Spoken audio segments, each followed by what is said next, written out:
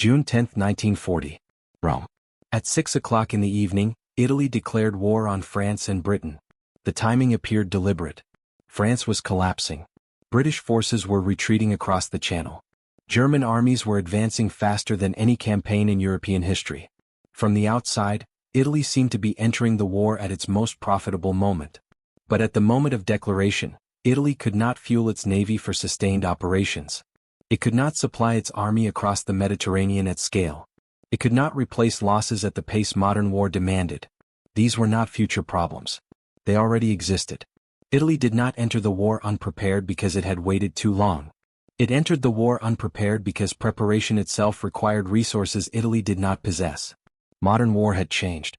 It was no longer decided by the opening campaign or the first months of fighting. It was decided by industrial endurance, shipping capacity, fuel access, and the ability to absorb loss without collapse. Italy entered the conflict with none of these secured. The consequences did not arrive immediately. They arrived as delay, as stalled offensives, as shortages that could be explained away one by one. Each explanation postponed recognition while narrowing options. By the time the mismatch became visible, Italy was already committed to a war it could no longer shape. This is not a story about incompetence or recklessness. It is a story about limits, economic, industrial, and geographic, and how a rational decision, made under pressure, became irreversible before failure was apparent. This is why Italy could not fight a modern war. By early 1941 the pattern was established. Italy was fighting on multiple fronts, none of them decisive, all of them draining. The war had not produced a single catastrophic collapse yet. Instead it produced friction, delays, shortfalls that accumulated quietly. The Mediterranean became the central constraint. Italy's geography seemed on paper to offer advantage.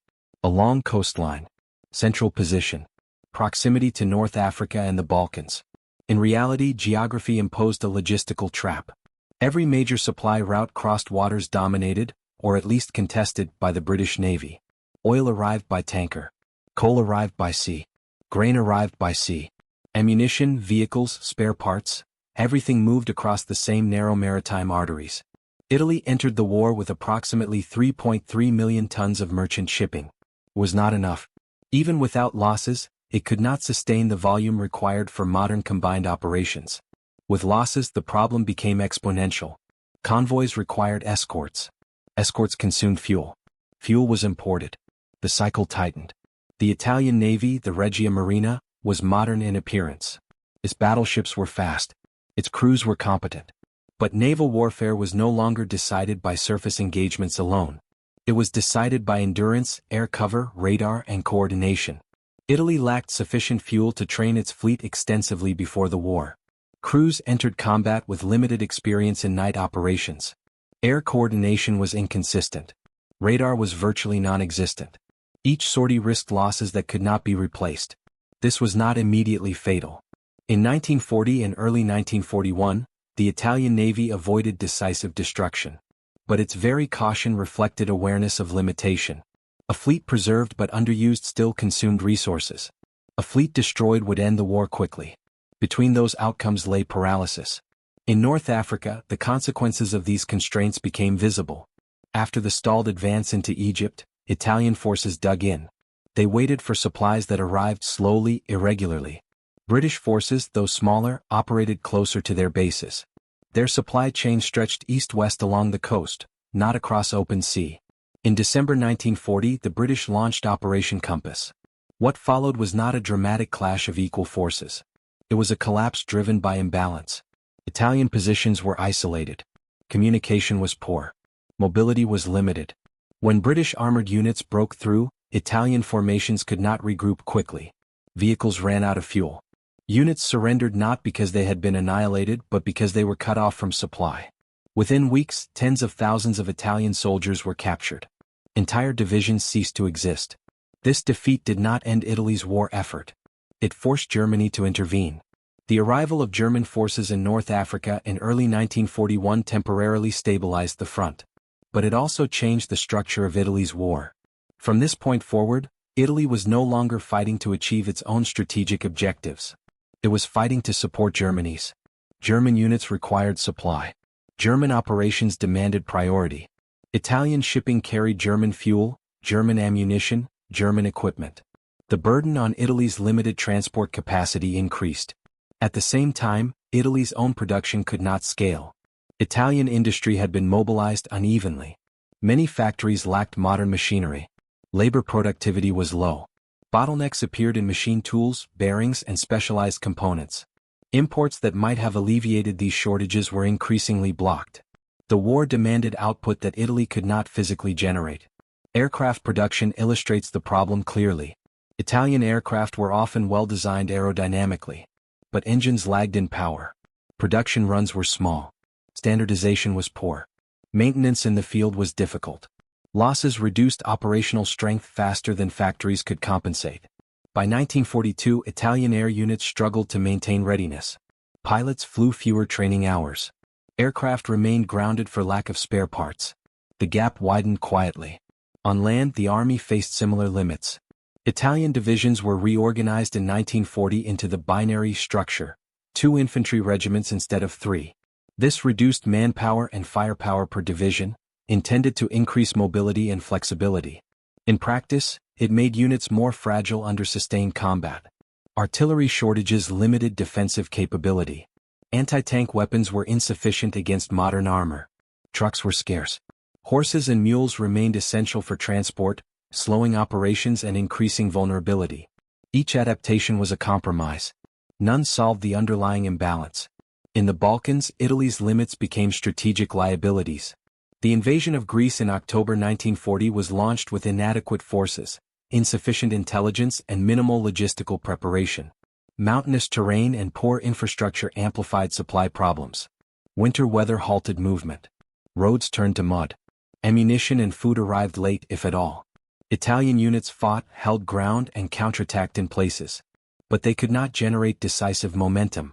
The campaign stagnated.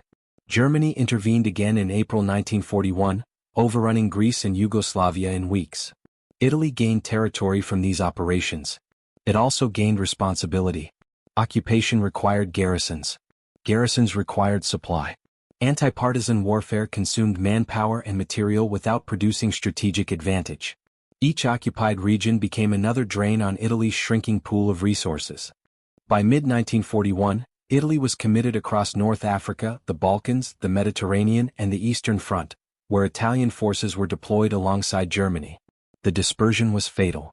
Italy did not possess the industrial depth to sustain losses across multiple theaters. Modern war punished dispersion relentlessly. Every tank lost, every aircraft destroyed, every ship sunk represented not just tactical loss but strategic erosion. The most critical constraint remained fuel. Italy produced almost no oil domestically. Pre-war stockpiles were limited. Imports depended on sea lanes increasingly threatened by Allied air and naval power. Fuel shortages affected everything. Training hours were cut. Naval sorties reduced. Mechanized units operated at minimal readiness. Aircraft were grounded. The war continued. The consequences accumulated. By 1942, Allied bombing began to reach Italian industry. Ports, rail yards, and factories suffered damage. Repairs competed with production for limited materials. Civilian morale weakened under strain. Italy's economy was stretched beyond design limits. Rationing tightened. Transport networks deteriorated. Industrial output stagnated or declined. The gap between what the war demanded and what Italy could provide widened irreversibly. Still, there was no single moment of collapse. The turning point arrived slowly. In North Africa, German and Italian forces advanced deep into Egypt in mid-1942. Once again, success carried hidden cost. Supply lines lengthened. Fuel consumption increased. Losses mounted. When Allied forces counterattacked at El Alamein, Axis logistics could not sustain defense. Fuel shortages limited maneuver. Reserves were inadequate. Withdrawal became inevitable. The retreat across Libya consumed vehicles and men. Ports were lost. Shipping losses increased. Tunisia became the final stand in Africa. Italy's contribution dwindled.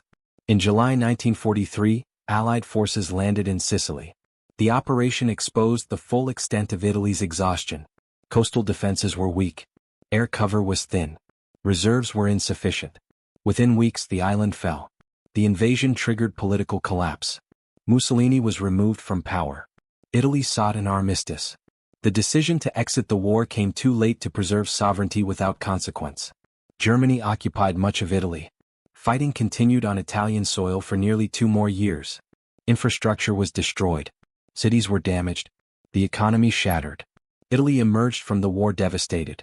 The reasons were not mysterious. Italy entered a war defined by industrial scale without the industrial foundation to sustain it. It fought across distances it could not supply. It depended on resources it did not control.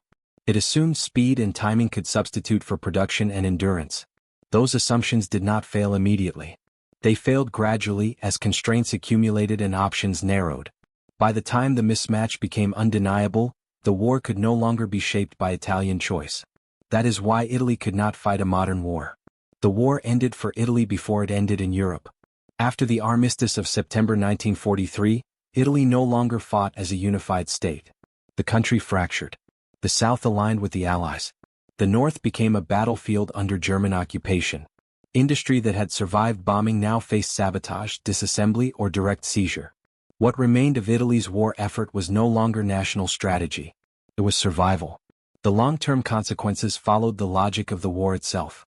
Italy emerged from the conflict with its industrial base damaged, its merchant fleet largely destroyed, and its economy dependent on external assistance. Steel production in 1945 was a fraction of pre-war levels. Transport networks required years of repair. Fuel dependence remained unresolved. Politically, the war discredited the assumptions that had driven Italian expansion since the 1920s. The belief that prestige, timing, and limited violence could substitute for economic depth collapsed under scrutiny. Italy's post-war alignment reflected this lesson. In the emerging Cold War order, Italy did not attempt strategic autonomy. It joined systems built on collective security and industrial integration. NATO membership provided military structure Italy could not sustain alone. European economic integration reduced exposure to the very shortages, coal, steel, energy, that had constrained Italian decision-making in 1940. The Italian Republic rebuilt not by recreating imperial ambition, but by accepting limitation. The Second World War demonstrated that modern war was not primarily a contest of bravery or maneuver. It was a contest of systems. Production schedules mattered more than declarations. Fuel flows mattered more than offensives. The ability to replace loss mattered more than the ability to inflict it. Italy entered that contest with assumptions shaped by an earlier era. Those assumptions did not appear irrational at the moment they were made. They reflected recent experience, limited wars, and a belief that speed could outrun constraint. What made them fatal was not ignorance but mismatch. Modern war did not forgive mismatch. Italy's defeat was not the result of a single campaign or a single decision. It was the outcome of cumulative limits interacting with time. Each delay, each shortage, each compromise reduced flexibility until strategy ceased to exist. By the time the consequences became visible, they were irreversible. That is why Italy could not fight a modern war.